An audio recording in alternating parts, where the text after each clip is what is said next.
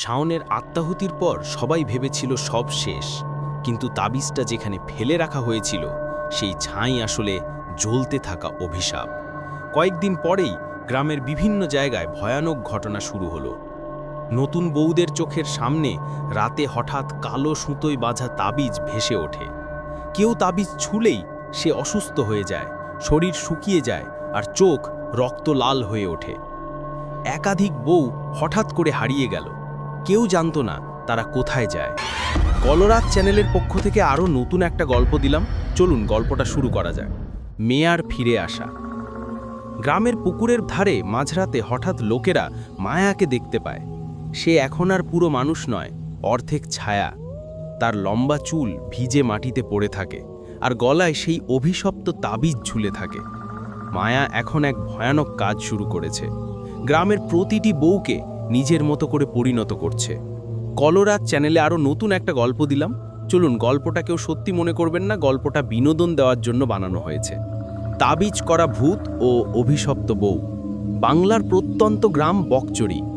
গ্রামটার উত্তর কোণে একটা ভাঙাচোরা জমিদার বাড়ি ছিল। গ্রামবাসীর ধারণা ওখানে একটা মহিলাকে কালো জাদুর জন্য পুড়িয়ে মারা হয়েছিল। মৃত্যুর আগে মহিলা নিজের গলায় এক অদ্ভুত তাবিজ বেঁধে রেখেছিল। শোনা যায় যে কেউ সেই তাবিজ ছুবে তার জীবন শেষ, আর তার পরিবারের ওপর নেমে আসবে ভয়ঙ্কর অভিশাপ। তাবিজের অভিশাপ শুরু।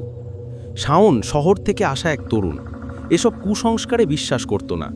চ্যালেঞ্জে সে এক রাতে বাড়িটায় ঢুকে তাবিজটা খুঁজে পায়। হাতে নিতেই পুরো বাড়ি কেঁপে ওঠে আর দরজাগুলো একসাথে বন্ধ হয়ে যায়। তাবিজ ফেলে দিতে চাইলেও সেটা বারবার তার গলায় এসে জড়িয়ে যায়। শুরু হয় অদ্ভুত ঘটনা। রাতে শাওনের ঘরে কান্নার শব্দ, আয়নায় এক নারীর লাল চোখে তাকিয়ে থাকা, কখনো আবার গলায় ঠান্ডা নিঃশ্বাস ফেলা। বউয়ের জীবনে আতঙ্ক। শাওনের বিয়ে হয়েছিল মায়া নামের এক মেয়ের সঙ্গে।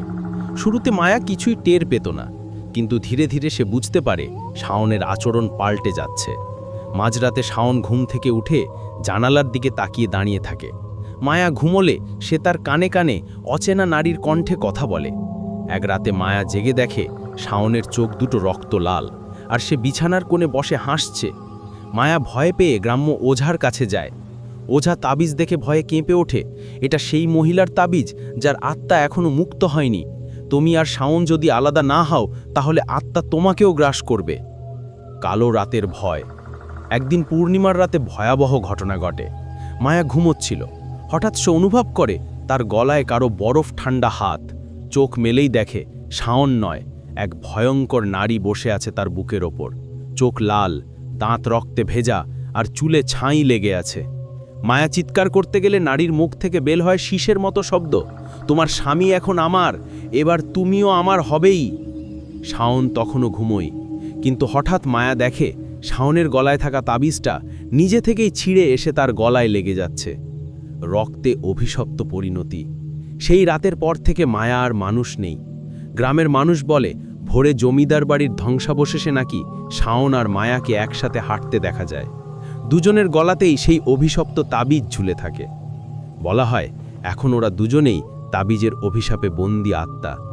যে কেউ ওদের পথ আটকায় তার ওপরও নেমে আসে একই অভিশাপ।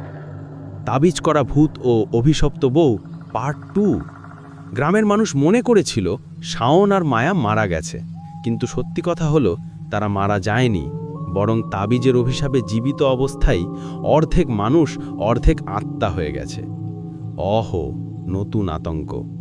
ঘটনার 1 মাস পর বকচড়ি গ্রামের লোকেরা খেয়াল করল, রাতে হঠাৎ কারো গলা চেপে ধরা হয়, কিন্তু আশেপাশে কাউকে দেখা যায় না। মাটির উপর ভেজা রক্তের দাগ পড়ে থাকে, আর সকালে দাগগুলো মিলিয়ে যায়। গ্রামের মসজিদের মিনারে মাঝরাতে নারী কণ্ঠে আজান ভেসে আসে। সবাই বুঝল তাবিজের অভিশাপ এখন আর শাওন মায়ার সীমাবদ্ধ নেই, এটা পুরো গ্রামে ছড়িয়ে পড়ছে। মায়ার রূপান্তর। মায়া আর আগের মতো নেই। একদিন গ্রামের এক বৃদ্ধা তাকে পুকুরের ধারে বসে থাকতে দেখেছিল। তার চুল ভিজে ছিল, চোখ দুটো আগুনের মতো লাল, আর গলায় সেই কালো তাবিজ ঝুলছিল। বৃদ্ধা ভয় পেয়ে পালিয়ে গেল। লোকেরা বলতো মায়া এখন অন্য বউদের খুঁজে বেড়ায়।